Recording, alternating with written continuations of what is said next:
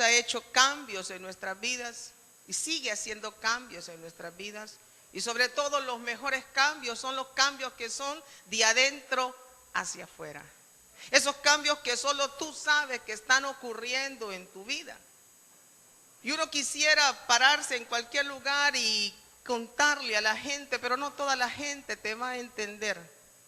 Y no hay nada mejor que entregar tu vida al Dios Todopoderoso. Y yo vuelvo mi cabeza para atrás y veo hace 5 años atrás. Y mi vida no era la misma vida que estoy teniendo ahora. Hace 5 o 6 años yo tuve un accidente fuerte allá por noviembre 17 del 2007. Para honra y gloria de Dios quedamos con vida. Gracias al Señor. Gracias a Dios, Él nos guardó, nos rescató a mi hijo y a mí. Y nos vemos hacia adelante y digo yo, gracias Señor, porque tú eres bueno. Y bien dice la palabra que las misericordias de Dios son nuevas cada mañana, créalo. Las misericordias de Dios son nuevas cada mañana. Y Dios nos está moviendo a estar orando en esta forma, Señor, que venga tu reino a nuestra vida y haz tu voluntad en nuestras vidas. No podemos nosotros seguir pensando que es la voluntad de nosotros la que se debe hacer. Usted sabe que el hombre tiene un libre albedrío y el hombre siempre quiere hacer su voluntad. Pero Dios, en el reino de Dios las cosas son distintas. Y por eso dice en el Padre Nuestro, ya más adelantito dice, Padre, que venga tu reino a mi vida, que venga tu gobierno a mi vida, que venga tu sistema a mi vida para hacer tu voluntad, no la mía. Porque la voluntad de Dios siempre es buena, es agradable y es perfecta. Y en esta noche Dios me daba un tema ya hace varias semanas atrás para compartir en la iglesia y es: sin visión estás estancado. Dígale a su amigo o a su amiga que está a la par, si no tienes visión, te estancas. Mire qué tremendo. Si no tenemos visión, nos estancamos. Y cuando hablamos de visión, hablamos de ver, de mirar. ¿Qué es visión? ¿Qué es visión para usted? Visión para mí es ver más allá. Es qué voy a hacer, qué tengo que hacer. Pero mire que hay un hombre que se llama John Maxwell. ¿Cuántos de los que están acá saben quién es John Maxwell y han leído sus libros? Son interesantísimos. Un hombre cristiano que siempre escribe para el liderazgo. Y dice John Maxwell, visión es una clara imagen de un mejor mañana. Es una clara imagen de un mejor mañana. Anótela si usted tiene lápiz y papel. Dado por Dios, que mueve a una persona a creer no solamente que puede ser hecho, sino que debe ser hecho. Entonces, visión es una clara imagen. No es una imagen que usted dice será o no será. Es una clara imagen que usted tiene dada por Dios. Dios tiene que darle esa clara imagen de lo que usted tiene que hacer. A veces creemos nosotros que nosotros somos hacer esto y lo otro, y tal vez no es así. Es por eso necesario que nosotros tengamos ese tiempo de comunión con el Señor siempre y nosotros estemos ahí preguntándole, Padre, ¿cuál es la visión? ¿Cuál es el llamado? ¿Qué es lo que tú quieres que yo haga? Muéstrame, Señor. Muéstrame qué es lo que yo debo hacer. Es interesante y es importantísimo que antes que termine el año 2014, hombres y mujeres de Ministerio de la Familia, apartemos un tiempo especial y usted le pregunte al Señor cuál es la visión que Él tiene para usted como persona, como hombre, como mujer, como familia, como líder, porque cada uno de los que estamos acá somos líderes. ¿Cuál es la visión que tiene Dios para usted?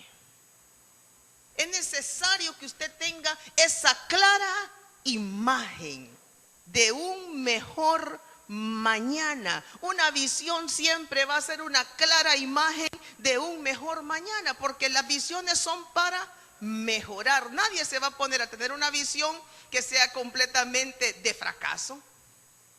¿Me entiende? Siempre nosotros anhelamos tener un mejor mañana, pero sobre todo nosotros tenemos que creer que lo podemos hacer, que puede ser hecho y que debe ser hecho. Y mire, en la palabra hay una infinidad de ejemplos. Si usted se pone a ver en la Biblia, los hombres y mujeres de la palabra, casi todos, por no decir un 100%, fueron hombres y mujeres visionarios. Hombres y mujeres con un llamado de Dios poderoso, que en su momento determinado tuvieron temor, lógicamente es normal.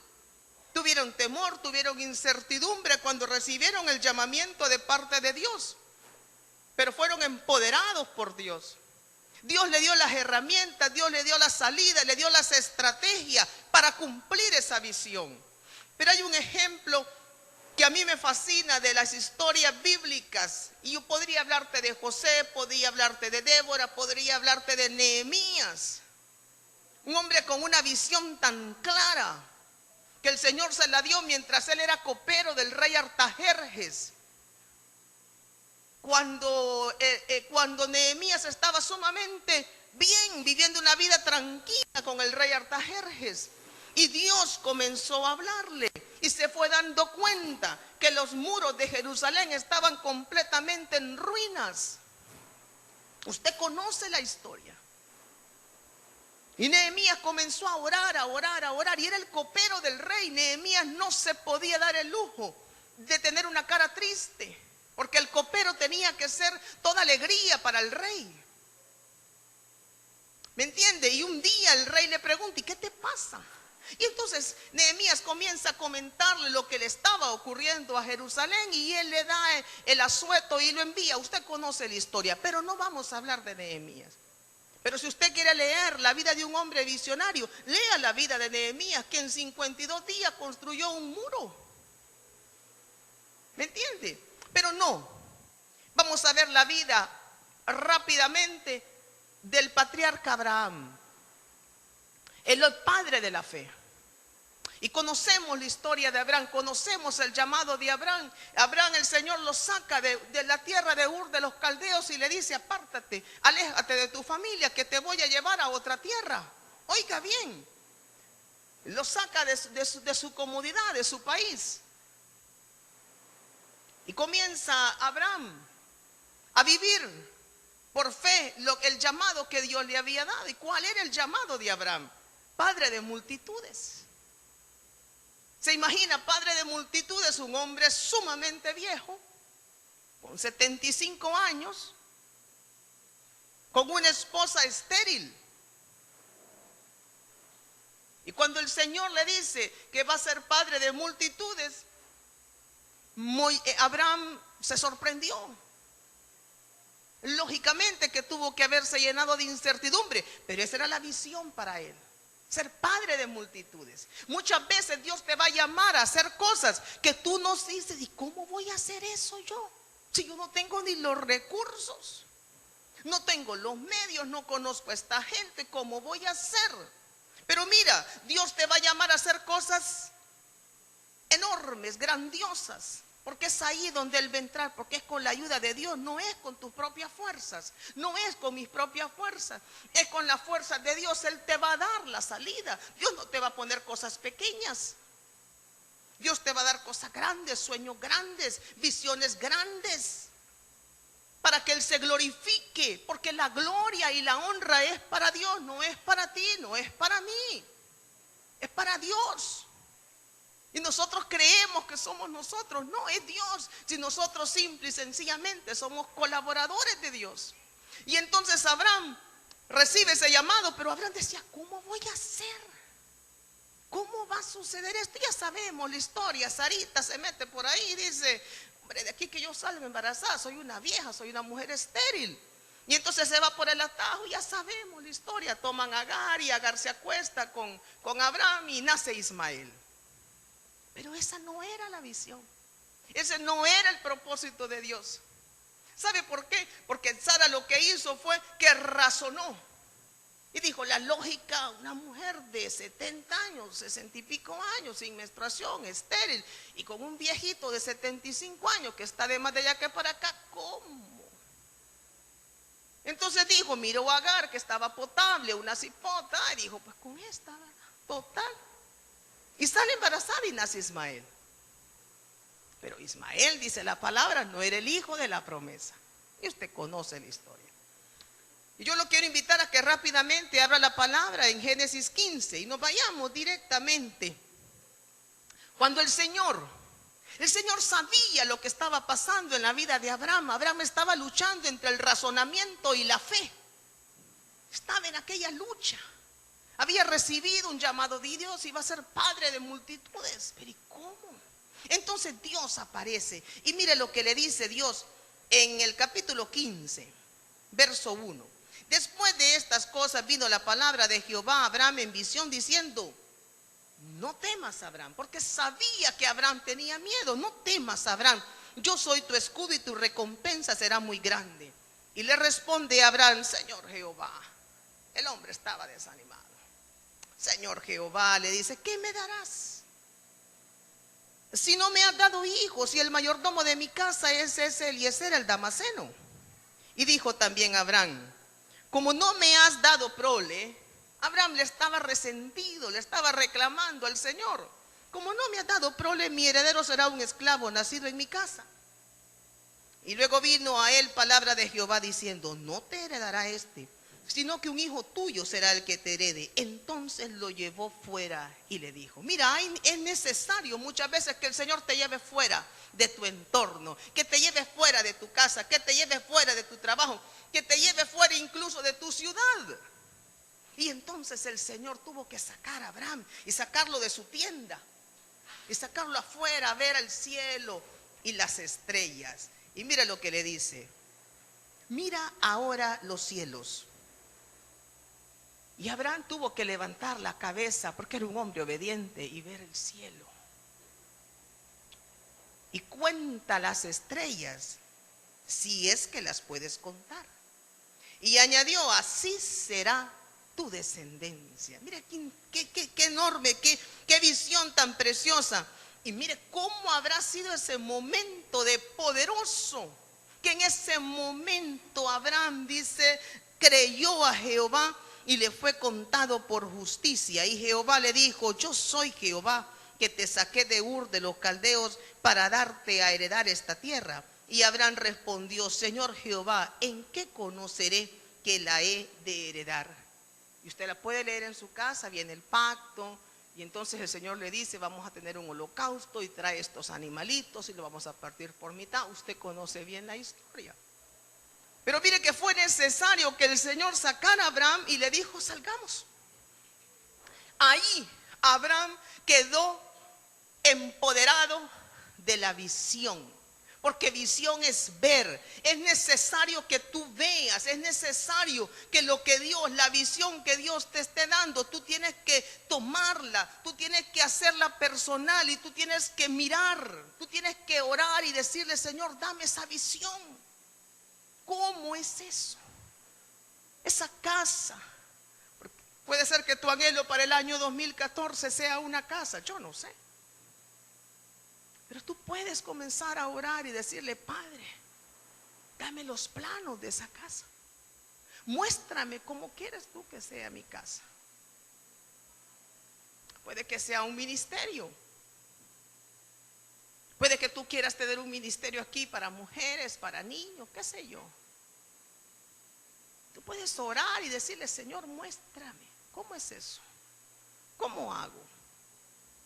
Y Dios te va a dar la visión. Si ese anhelo es de Dios, Dios te va a dar la visión. Y no te asuste cuando veas que es enorme de grande, porque entre más grande, más involucrado está el Señor en esa visión. Pero va a ser necesario que salgas y mires, porque la visión tienes que mirarla tú primero, porque eso es lo que te va a dar ánimo cuando tú no veas respuestas, cuando tú no veas salida, cuando tú no veas que las cosas funcionan. Pero yo tengo la visión.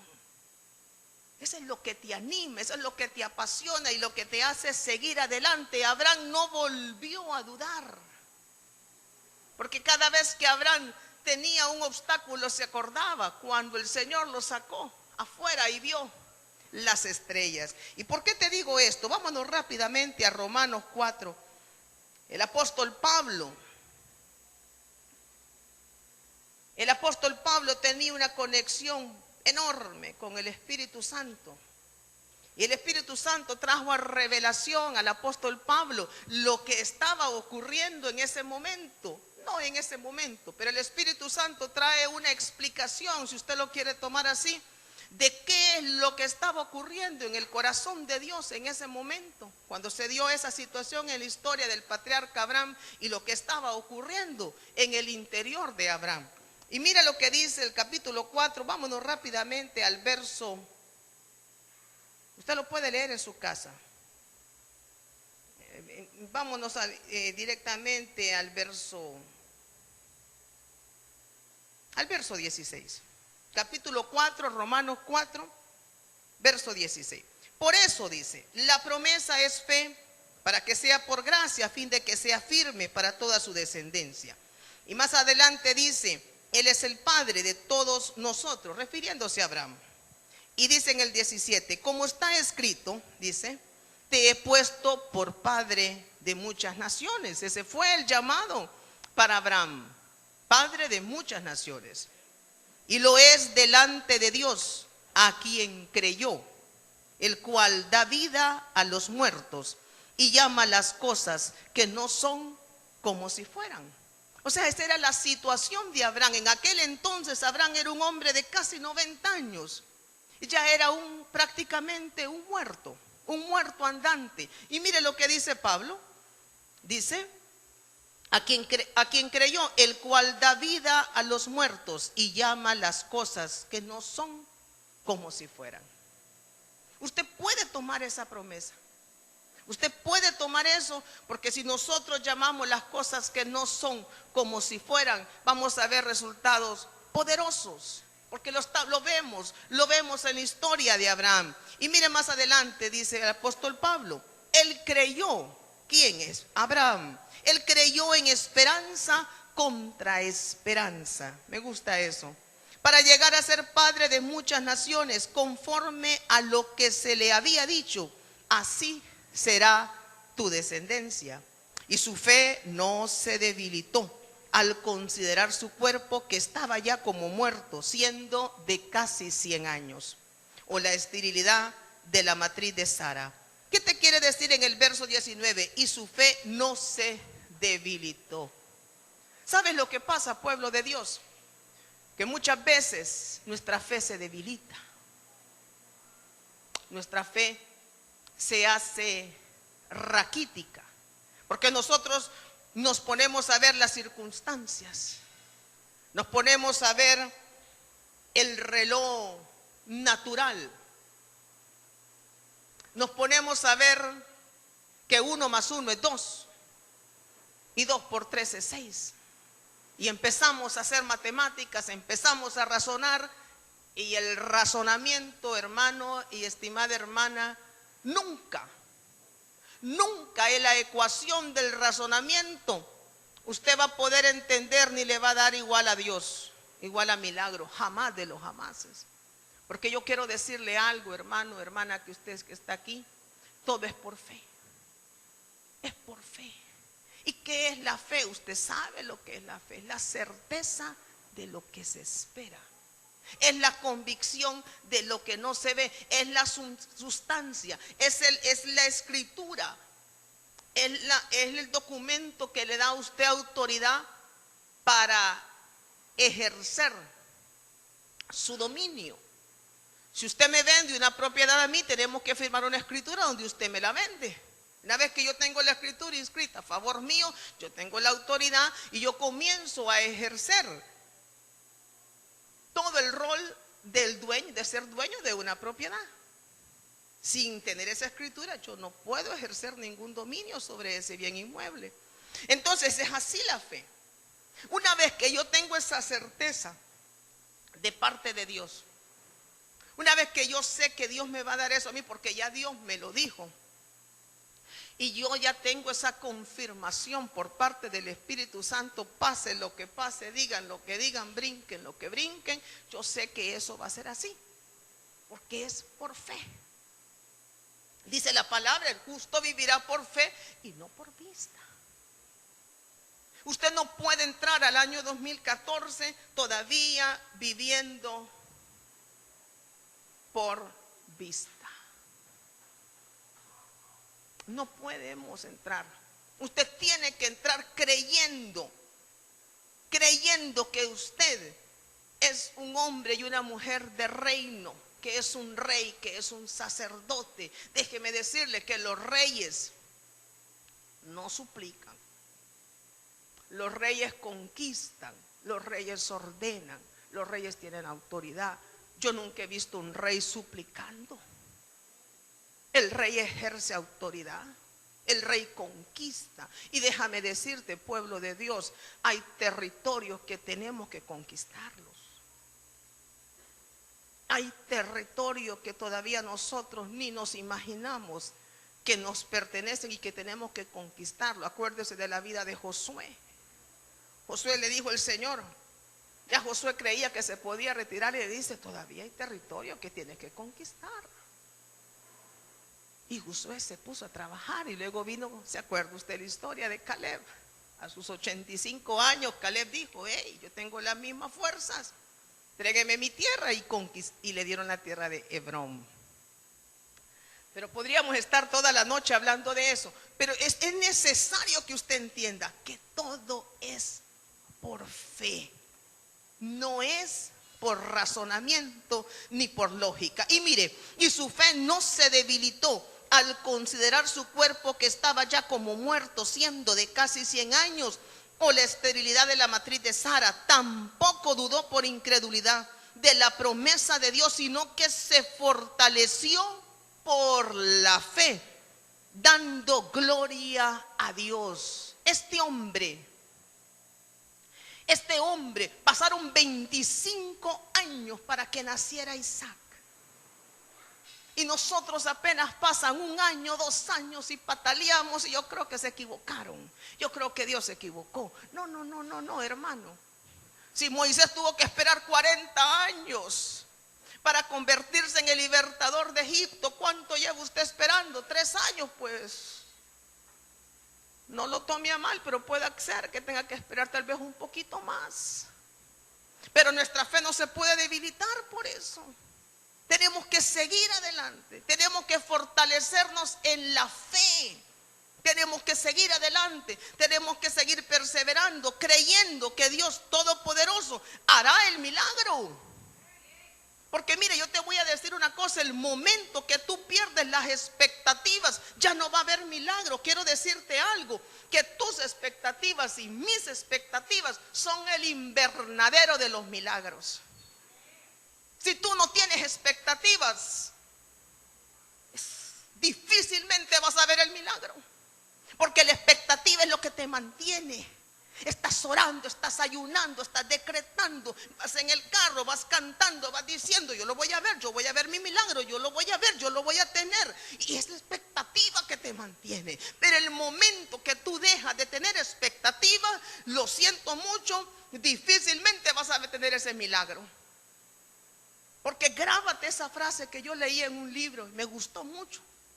Y dice, las expectativas son el invernadero de los milagros. ¿Tú sabes lo que es un invernadero?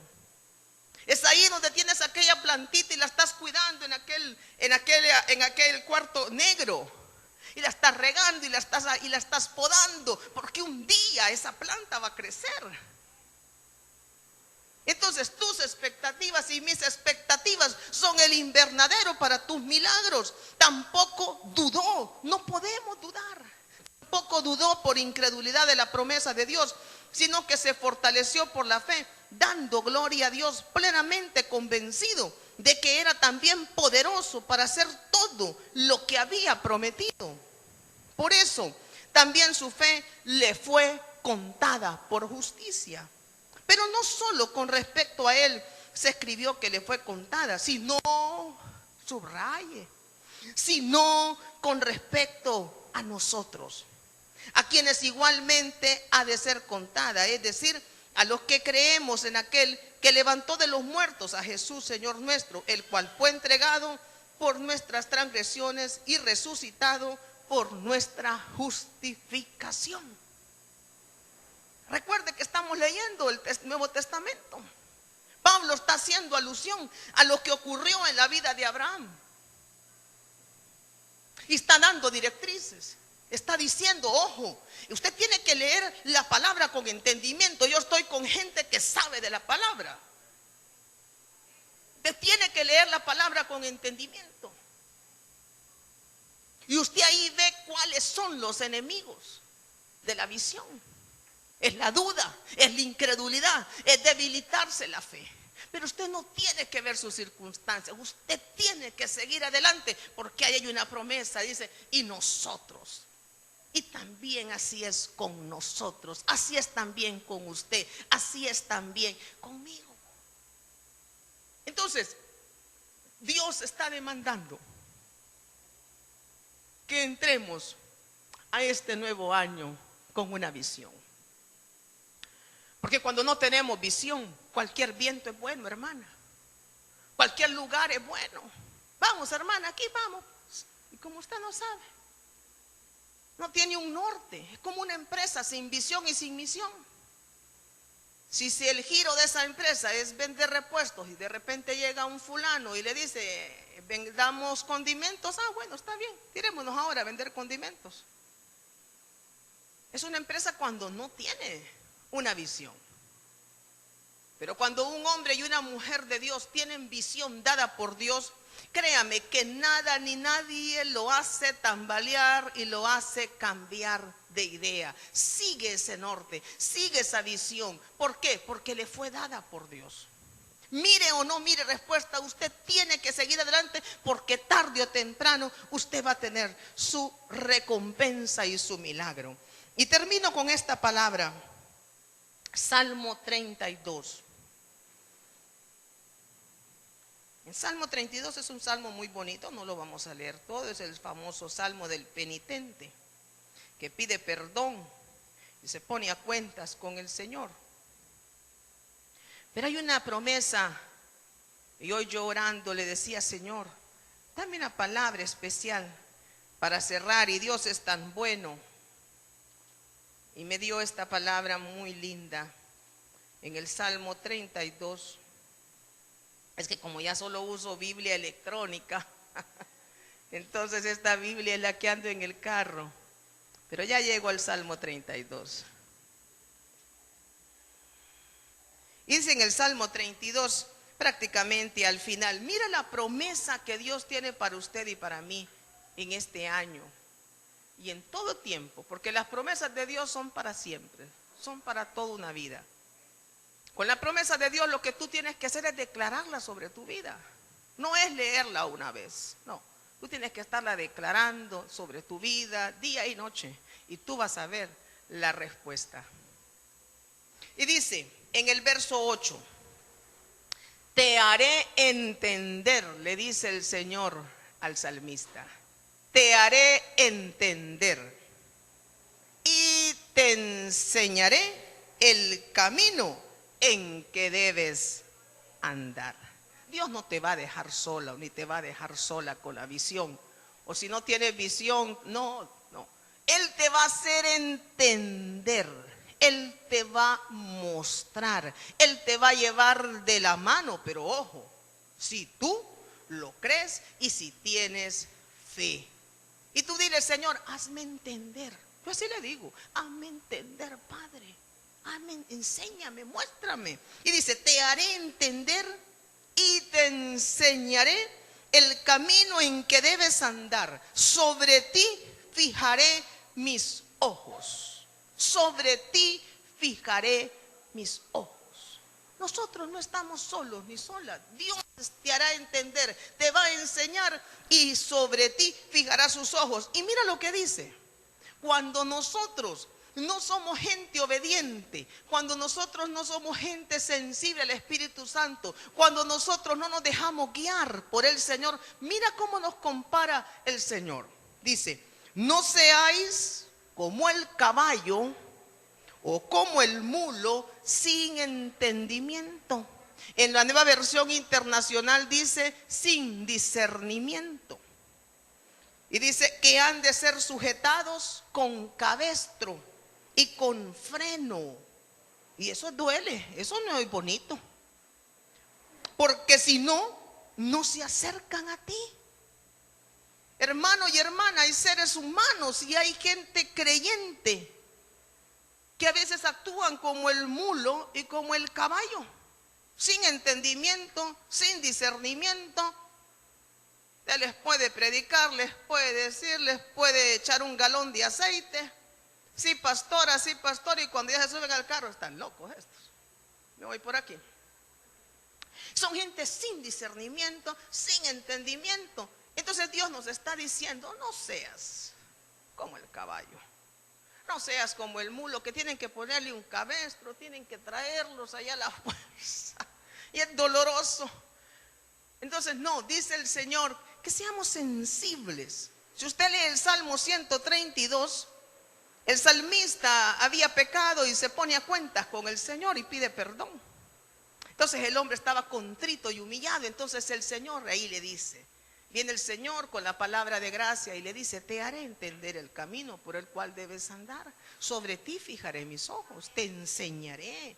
¿Qué mejor maestro para el año 2014 que nos lleve de la mano, que nos muestre el camino por el cual debemos andar, que sobre nosotros fije sus ojos, que nos enseñe, que nos dé oídos de discípulo, que nos muestre el camino? Porque nosotros nos equivocamos, somos seres humanos llenos de muchos defectos y virtudes también, pero nos equivocamos, porque somos seres humanos, no somos infalibles.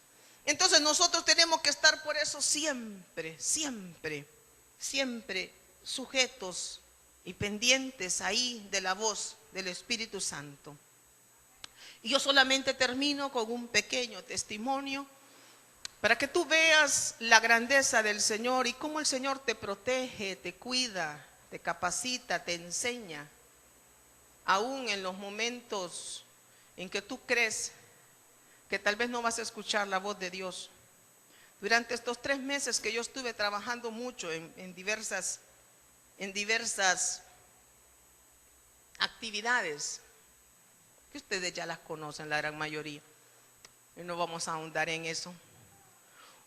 Y yo lo comparto simple y sencillamente porque si me pasó a mí, yo creo que le puede pasar a cualquiera, o tal vez le esté pasando a cualquiera de ustedes. Y hubo un momento en que las 24 horas ya no me ajustaban. Hubo un momento en que apenas dormía 4 horas.